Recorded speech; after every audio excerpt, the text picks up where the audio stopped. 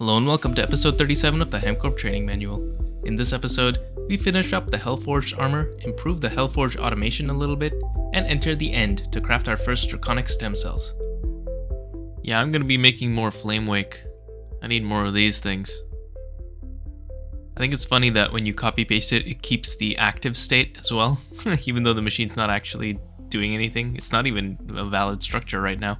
Anyway, as you saw in the intro, I have the different alloys now, which means I'm officially in UEV.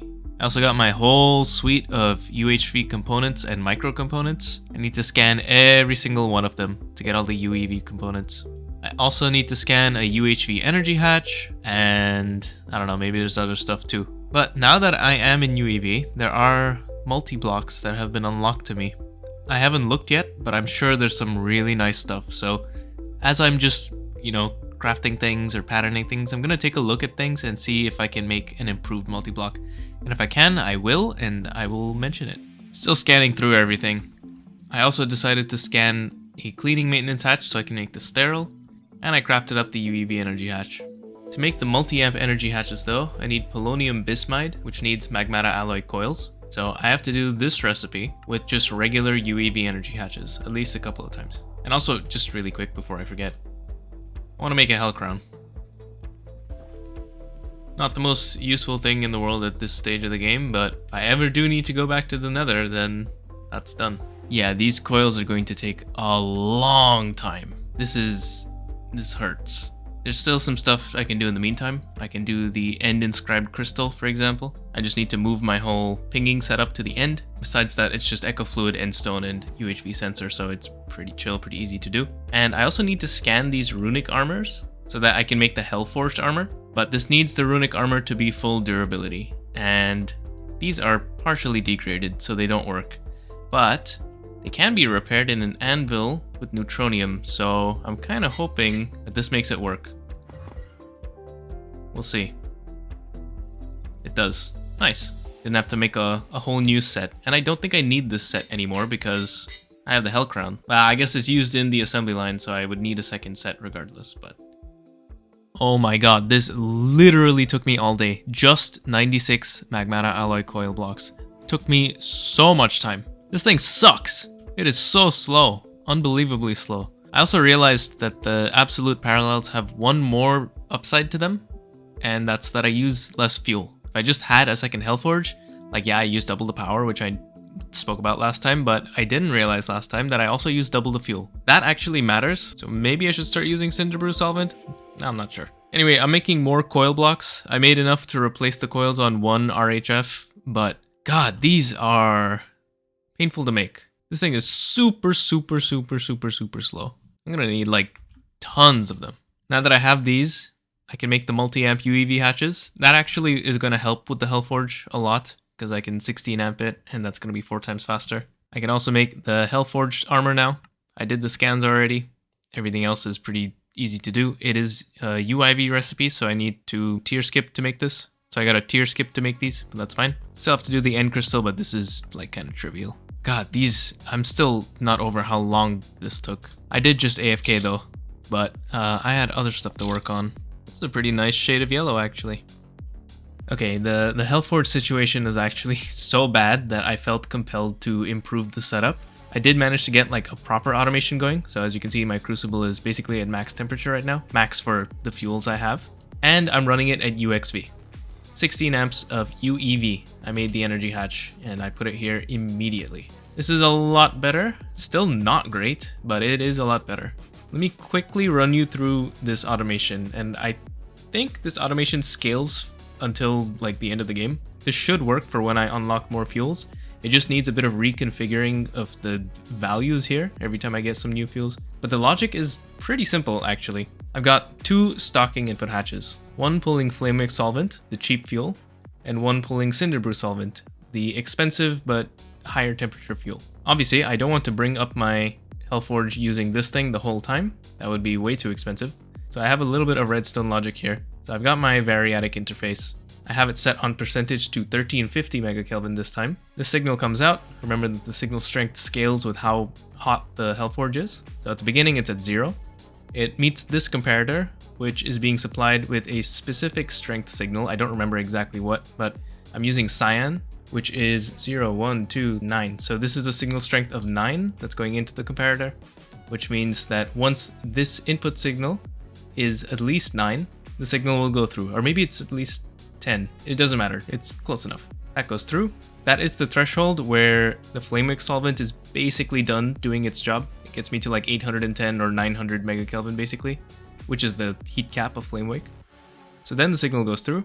It splits here. So this right branch goes towards this combination of inverted toggle bus and toggle bus. So what this does is, I got my channels coming, right? My connection. The inverted toggle bus is on by default and turns off with the signal. So the signal is here, which means this stocking input hatch is turned off. And this toggle bus is turned on. This leads to the next stocking input hatch. So this one gets access to the network. Until this point, this did not have access because this toggle bus was off, but now it does. So now I'm using Cinderbrew to heat up even more. Of course, I don't want to heat indefinitely. I want to heat until I reach max temperature and then switch to doing actual recipes.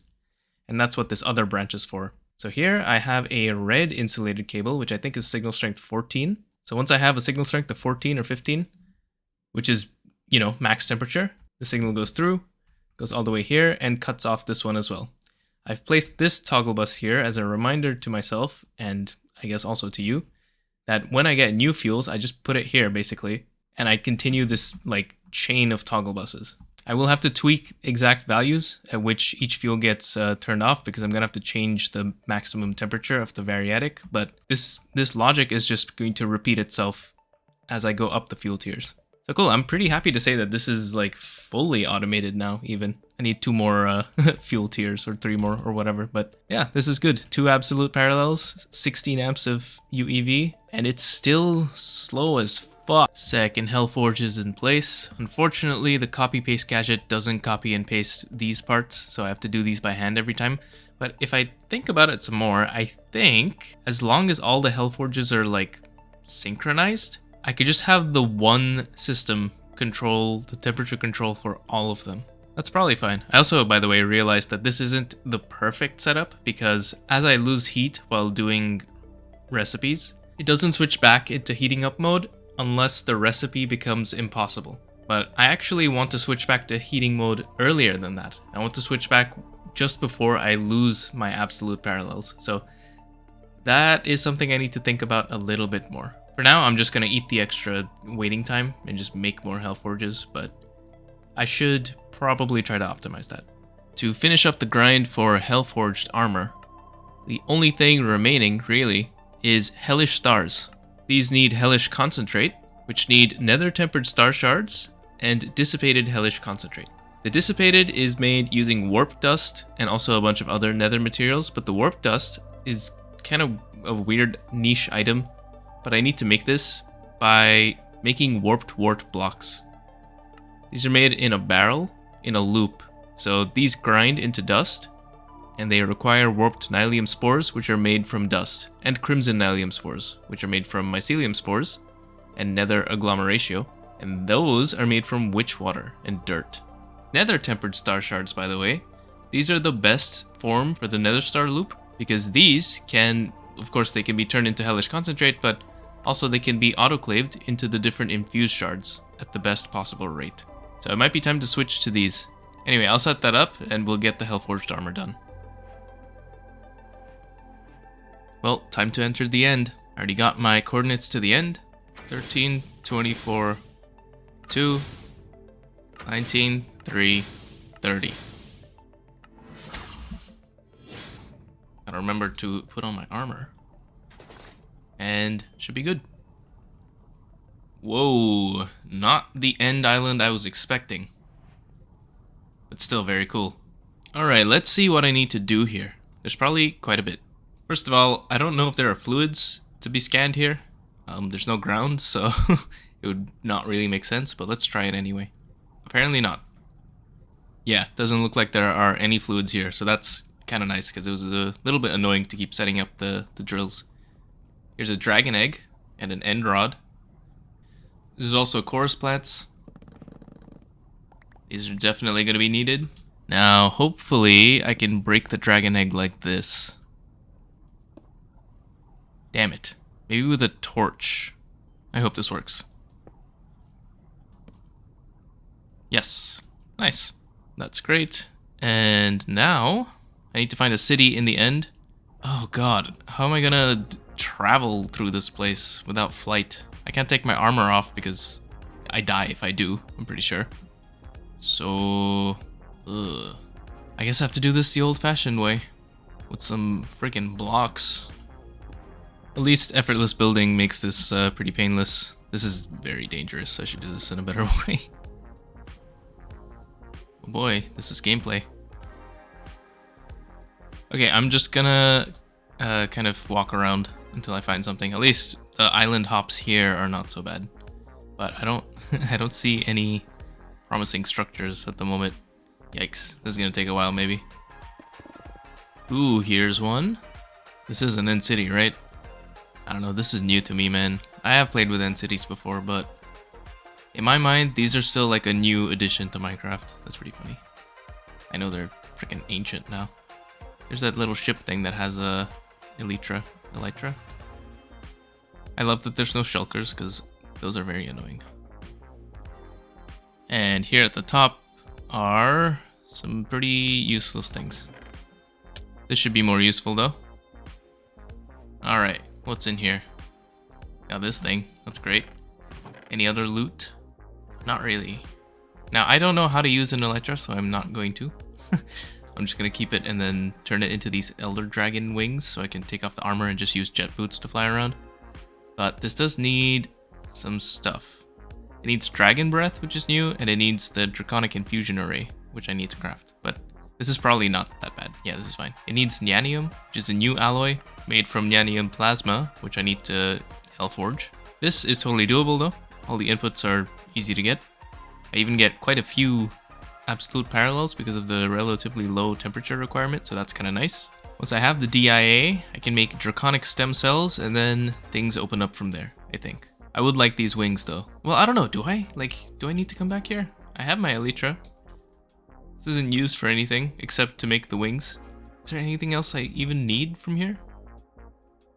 I'm not sure, but I'm gonna head home. Okay, back home. My Nyanium is crafting. This shouldn't take too long. Once that's done, I'll also craft up the DIA. This should be pretty cheap, actually, for the most part. It does need this ultra purple powered core and Draconic Designation Ready Infusion casing, which is a name. And that needs Awakened Chorus cores, which in turn need me to scan the Resilient Chorus Fruit, which is made of Chorus Fruit and Oganescent, so that's easy. And I need to make some Voidic cores and a ton of Resilient Chorus Fruit. Bit of a weird assembly line recipe in that it needs 1024 in slot 2. Very, very strange looking recipe, but it should be easy to do with the compact assembly lines because they can do stocking. Anyway, besides that, it should all be pretty cheap, actually. It just looks all purple and fancy, but these are all purple blocks I've made before. The controller itself, though, needs some Dragon Breath, and the only way I can make this right now is by extracting the dragon egg I have at UIV, so I need to tier skip to do this. So that gets me 750 millibuckets of Dragon Breath, of which 500 will be used to make this controller. As for the rest, I do want to be a little careful in how I use it. To generate more, I either need to go out and find more dragon eggs, yikes, or set up the Dragon Breath loop. And the loop is over here, so using all of these materials and 125 millibuckets of Dragon Breath, I can make Draconic Stem Cells. I can make 16 with my remaining Dragon Breath, and then these stem cells can be fermented to make more Dragon Breath. So I can make 16 of these, and each one gets me 500. So that's the loop. I'm definitely just gonna take out a bucket and keep it in my backpack at all times, just in case I screw something up and I lose all my Dragon Breath, because I do not want to go looking for another egg. A bunch of this stuff needs sterile clean rooms and UIV. If you remember, the brewing vat has a muffler, so it can't go inside a clean room, so I have to make the sterile cleaning maintenance hatch. Wait, hold on, I forgot about this. The scan for the DIA is a dragon head? How do I get a dragon head? I actually have no idea how to get this. That's a problem. Alright, this is some vanilla Minecraft bullshit, but it's right here. It's at the front of the ship thing. Cool. Okay, got it. Hey, how do I get chorus flowers? Shears on the flowers, maybe? One more trip to the end. Apparently it's not even shears, I just need to break them directly. Yeah, okay. Vanilla Minecraft, man. It's beyond me.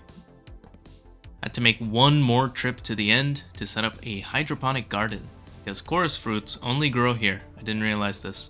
But now I'm just going to be generating this forever. I decided to just give it like a really low power and just have this going forever, and not deal with allowing it to back up or anything. So I have infinite chorus fruit, basically. Crafted up my Draconic Infusion array, and I just want to mention really quick that I am also crafting some UEV rotor holders, because I want to upgrade these. I want more power. More power! Okay, let's build this thing.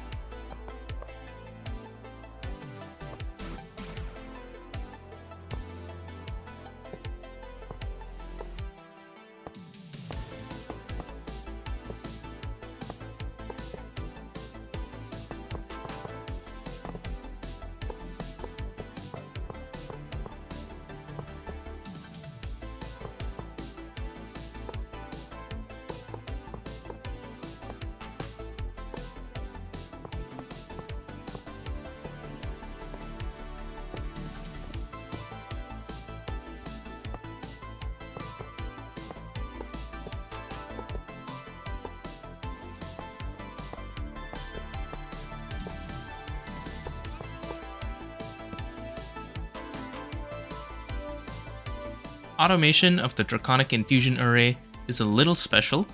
It's quite similar to the assembly line. The assembly line, remember, needs inputs in specific slots. So if I look at an assembly line recipe, this item needs to go in slot 0. This item needs to go in slot 1, slot 2, slot 3, slot 4, 5, 6, 7, 8, 9, 10. It's basically the same logic that needs to be applied here, except the order is not quite as obvious. It is explained in this quest. So there are two like little diagrams here that explain what corresponds to what. Because in the structure here, there are some ULV input buses, and it can only be ULV input buses in those slots. There are 7 ULV input buses. If I look at an example recipe, like this one, there's a fluid input, which is fine, and there are 7 item inputs. The middle is slot 0, and then you have 1, 2, 3, 4, 5, and 6. And where those are on the machine correspond to a top-down view, like this. So here's the fluid. The fluid goes into this. This is the only spot where the hatch can go. Item 0 goes here in the very center, this ULV input bus. It's kind of like a Thaumcraft Infusion inspired thing almost, where it goes in the middle pedestal. Item 1 goes here on the northwest corner, so underneath this purple block. Item 2 goes here. There's another bus. Item 3 goes here on the side. Item 4 goes here on the opposite side, item 5 goes here, and item 6 goes here. So from a top-down view, it's basically 0 in the middle underneath on the pedestal. 1, 2, 3, 4, 5, 6. And that's basically all there is to it. You can automate this by using basically the same thing as the assembly line, a blocking subnet with priorities set so that the buses are filled in that specific order. The pattern encoding also has to be done in this specific order. I don't know if it automatically does it, but if not, I'm going to have to manually put it in this order. Which is fine, I don't think there's that many Draconic Infusion recipes anyway. Parallelizing it might be a little more annoying. Maybe something like dedicated DIAs for the slow recipes might be better. Worst case, I can do the AE2 type of parallelization where I just encode the pattern multiple times. Not the P2P thing I did before. That didn't really work that well. There's ways to get around to it. But for now, I'm going to make sure I get a little bit of extra dragon breath to store away. And then I can look into how to continue. Alright, let's see if this works. Ooh, fancy sound. Very cool. Well, I got my first draconic stem cells. Gonna turn these into dragon breath. I'm also quickly gonna do this before ending the episode. I'm gonna make these brain matter cells and draconic scale cells. Also, by the way, encoding the patterns is really easy. It already goes in the correct order, which is awesome. Once those are done, I'll set up a draconic breath loop with my maintainers. And then there's a couple of new multis, but I'm gonna save that for next time. Thank you for watching this episode of the HamCorp Training Manual. In the next episode, we will continue on with draconic circuits and multiblocks. Some really nice multi-blocks have been unlocked, so I am excited to get to them. See you next time.